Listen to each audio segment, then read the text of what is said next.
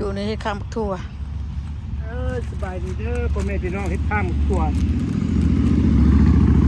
บักทั่วมันเท่าคืออะไรสิได้กินไว้ได้ซั่นนี่ก็สิมักเลี้ยงจำกับพ่อก่อนละบักทั่วกับเป็นเท่าคืออะไรว่ามันพ่อมึงเอาเด่นมาใส่นี่เฮ็ดหยังล่ะเกิดเองนะเกิดเองตัวได้ออกมันขึ้นนิดเดียวเครื่องมันกวนบ่ได้มีดินลุ่มอย่ามันง้ำมันติมันใหญ่ที่ตัดมันเด็ดทุกคน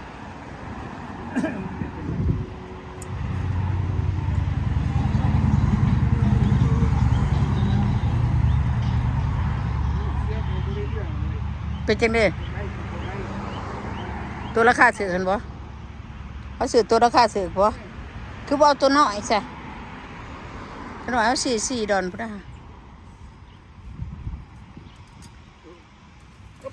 น้ำบัดร้ายมันขึ้นได้ก็ฮอดนั้นมันก็จัดขึ้นเองเกี่ยวกันมันเกี่ยวเพื่อนน้อยจะได้ยอดฮักเลยเนาะจะได้มันยอดฮักแล้วนะขึ้นมันจะตีกันได้เฮ้ยบอกไปดูตีกันได้ต้องให้กูขึ้นว่าโอ้ยเจ็บมันยังเจ็บมุมมองเด้ตัวนี้มันก็จะขึ้นนะเอามันขึ้นนะเอาไปไว้ในมือไปซักใส่ในตีนโอ้ตายฮักไปเลยเอาเราไปขอนตีขอนต่อยเอาขอนต่อยเนี่ยเอาเห็ดขาหมักถั่วมันกลายขึ้นนะก็พอละเอาไปใส่หัวฮะเครื่องบักถั่วจำเป็นได้พี่น้องหานบักเถื่อกันเลยจำเป็นได้นี่อย่าเห็ดไก่มันร้ายมันสิมาหมกมันมัดมันมัดนะมันเป็นหมากินซะละไม่มันมีร้ายอยู่แล้วครับมันบดทันเด็ดหานมันให้มันขึ้นเกี่ยวน้ำบนนี่ละเอาตัวน้อยๆแน่ๆคือบอกลงมาเสียบดุมพดเนี่ยลงมาเสียบดุมนะตี้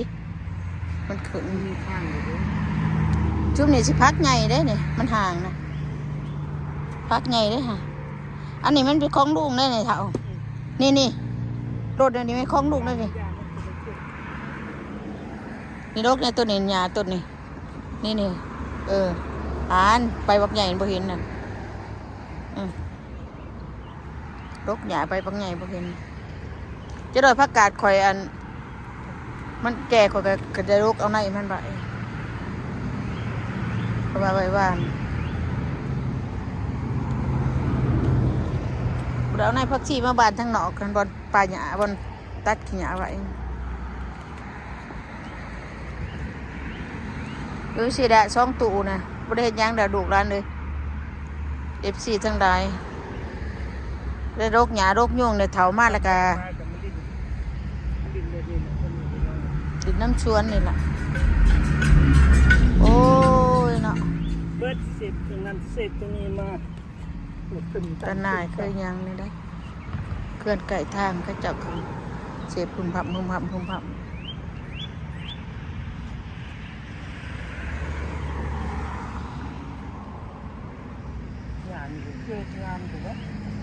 ปักเทียมนี่มันสิได้เท่าไรบุรีเพิ่นไปลกตัดถิ่มของข่อยเนาะสิได้ปักกระเทียมคือยังในตู้นี่เราตัดหัวกระเทียมมันบ่ทันแก่ไปตัดมันก็สิตึงอยู่ว่ะงามยันบ่ตึงบ่ต่างมันเป็นก็ได้ตามกินคนอย่างที่น้องเลยก็ได้ไปซื้อหมูเนาะปลูกพอได้กินซื่อๆบ่ได้แม่นฮัดยาวได้สักตัวนี่ทั่วตัวนี้บักทั่วเขียวขางนั่นบักทั่วขาวขางนี่ได้นี่ดาวน่ะเขียวกับขาวข่อยปลูกแล้วก็แดง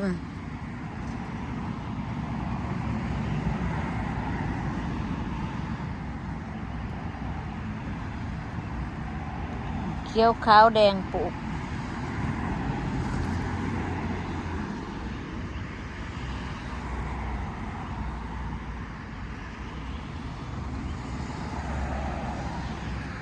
ผมรู้นี่ผักกาดข่อยใหญ่เลยแก่ละจะได้เก็บแนวแล้วนี่ทำในกระเดือเฟื่อละแนวนะกินมาเบิดดอก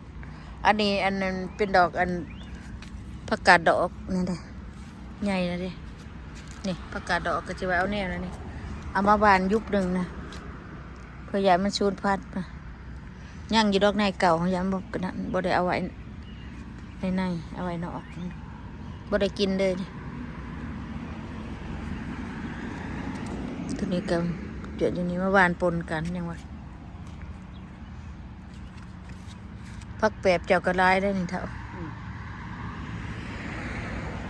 ไม่อยากปลูกดอกบักแปบเครือเดียวปีกาก็ยังกินมาเบิดเป็นกินแต่นั่นผดลายผดเครือลายผดอันนี้แห้งช้องเครือผดแห้งลายได้นี่ทิศนานี่มันขอชีดำหน้าแล้ววะนี่นะชีดงดำหน้าเขาลำเบิดอ่ะนี่ผักหอมปอมก็ลกผักหอมปอมแล้วก็ผักบัววะนี่อันผักอันบุ่งคอยชิขึ้นเห็นว่าพี่น้องผักบุ่งปลูกผักบุ่งนะผักบุ่งขึ้นดันแล้วผักหอมปอมเนี่ยไม่พอกินนะก็จะเก็บกิน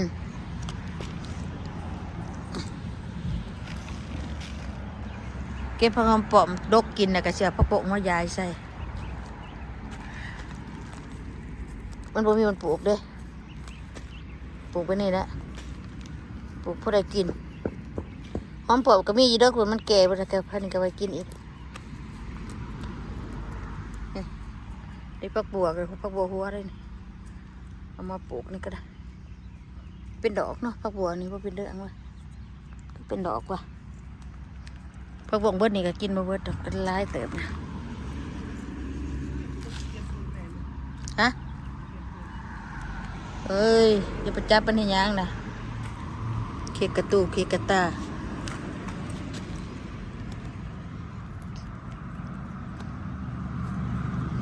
นี่ต้นบักแข้งนี่พี่น้องนี่แข้งคมเอามาปลูกใส่นี่บักพริกกระเด็กกระปลูกนั่น4 ต้น5 ต้น4 ต้นเนาะพริกขี้หนูปลูกก็ได้กินว่าปลูกหลายปีนี่พักกันนั่งขี้ชมนั่งคมนั่นนี่ตะกุ่งขี้ชมลังคมเป็นยังดอกอันนี้เขาหักบ่พะเฒ่าดอกผักกาดเขาเป็นหักปูนี่บ่จะเอาแนวมันก็จะไว้ตั้งหักจะไว้ตั้งหักแนวมันเนาะแยกพันธุ์เนาะสาวเนาะประกาศอะไรชีวิตพ่อโปนี่แยกพันธุ์มันปะแยกพันธุ์มันออกไปตีแหละลูกเจ้าปะถะอยู่เพื่อนน้องๆอยู่แล้วใช้มันยังเบากันอยู่เลยลูกสาวคอยมาบ้านกะบ้านเขาอีกเลยสิป้าไปแบบนี้แหละมันออกนอกนะสิได้เป่งน้ำบ่เท่าเวลามันออกนอกแล้วก็เป่งน้ำออกเนาะเป่งน้ำออกจากหน้าเพิ่น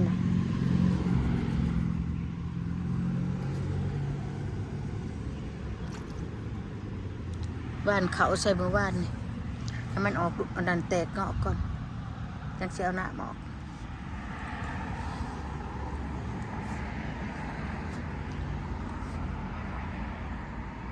แล้วนี่ได้พี่น้องซาหัวซาสวนก็ได้หาดกหยาดกยุงนะเถาบ้านเราก็เห็นยังเพราะเถาคือเด็ดมันออกหยอดตัวนี้หยอดผักชี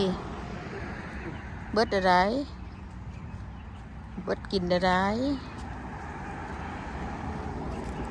เอาไปแล้วมาปลูกอีกได้ เบียร์หยาเบียร์ต้นนั้นเลย เกลือมันได้แล้วก็บ่เป็นยังหรอกมันจากบ้านจังได้กะมาหรอกวันนี้เกลือมันยาวแล้วนะไม่ได้ชนน้ำมันหรอกเสื้อขี้ดินมาอะไรว่าเสียมาใส่ยังโมโห ใส่นี่ใส่ผู้หญิงบ่ แล้วผักถั่วมันก็งามอยู่เด้เราไปใส่กับผักถั่วก็งามอยู่เด้อจ้ะ ก็สิบ่อยากใส่ก็งามได้มันก็เกินพุ้ยมันก็เกินขี้ดินนะบ่เป็นพุ้ยหรอกขี้ดินมาใส่เอาไปใส่เรื่องอื่นนี่ซื้อมา2 กระสอบสอบหนึง12-13 ดอนพุ่นปัตตานีเนี่ยซื้อมาเป็นยังจะนั่น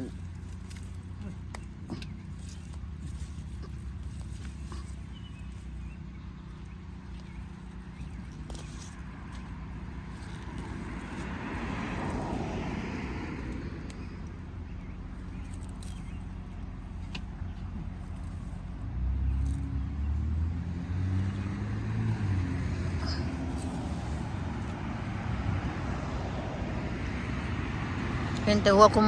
อยู่จักตัวเดือดจักตัวผู้ตัวแม่เห็นป่ะจักตัวผู้ตัวแม่เห็นแต่หัวขมุมจักตัวผู้ตัวแม่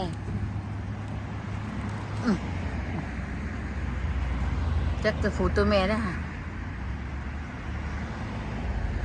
ลอย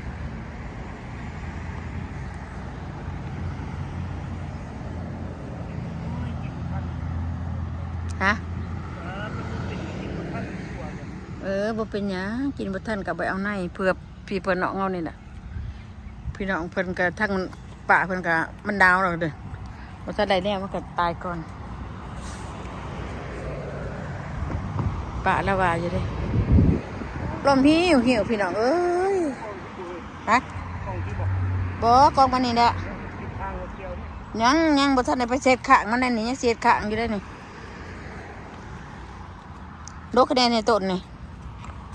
งามงอนนี่ เฮ้ย ม่อนนี่ล่ะ โอ้ยงามแต่เป็นอย่างนี้ ตัวนี้พี่น้อง ไปต้มกิน เป็นมอนนี่ ตัวม่อนอยู่นี่บ่ได้ปลูกพี่ดอกเกิดเอง เกิดงามใช่ไหม เฮ้ยจะบ่แก้ในกาบชิ้นไข่นี่เฮ้ยกาบชิ้นไข่จะบ่แก้วเนี่ยแต่กาบเก่ามันนะหรือมันบ่ทันเป็นหักวะ โอ้บอกให้แซ่เมียนเป็นคนเจ้าข้าวมาปลูก เดี๋ยวชุบปลูกก่อนมันก็เป็นนั่นเลยชุบปลูกก่อนมันก็เป็นนั่นเลย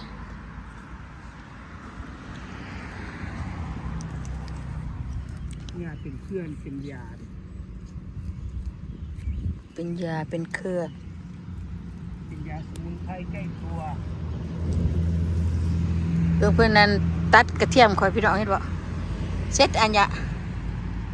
มันสิมีหัวอยู่บ่ น้อยก็กระซับหญ้าก่อนเอาจุกน้อยก่อนลืม มันสิมีหัวจุอันแก่อยู่บ่ค่อยว่า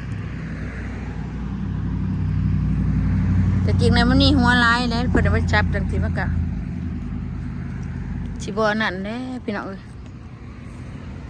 นี่กระเทียมโทนอันนี้กระเทียมโทนนั่นนี่นะนี่กระเทียมหัวเดียวนะกระเทียมโทนขนาดดกไปมื้อก่อนนี่ขุดไปกินกับตำกุ้งกระเทียมโทนอันนี้บ่แม่นนี่ชุ่มกกจังซี่บ่แม่นนี่กระเทียมโทนน่ะมันสิอยู่ผู้เดียวในมันก็มีอยู่ดอก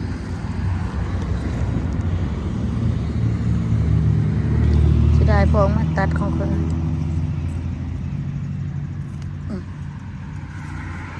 กระเทียมโทนน่ะมันสิเป็นอันดำแดงๆพี่น้องดำแดงๆสิเป็นกระเทียมโทนนี่คืออันนี้นะมันสิก่อยได้เห็นบ่นี่ก่อยไว้ๆกระเทียมโทนนั่นนี่นี่มีแต่โตมันนี่นะเทียมโทษนี่ดำแดงๆน้อยๆนี่มันดำบ่หมกน้อยนี่นะนี่แม่นเบิดอันนี้นะเทียมโทน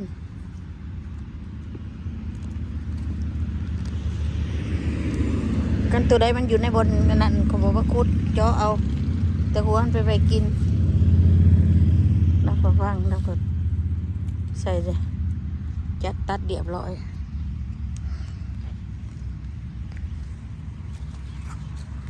โอ้ย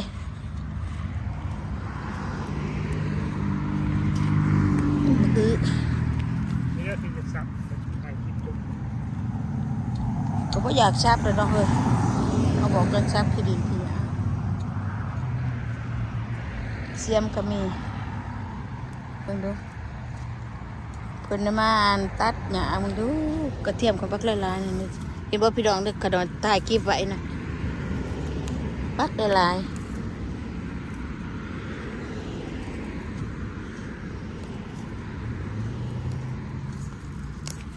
เพิ่นอยากได้ผักอันนั้นเพิ่นอยากได้ผักอื้อเพิ่นก็ได้มาตัดเบิดเรียบร้อยแต่จริงๆแล้วค่อยปลูกได้แถวนี้นะบ่แม่นว่าบ่ได้ปลูกได้นี่ผักกระเทียมเขามาบงแหน่บ่บงแหน่นะ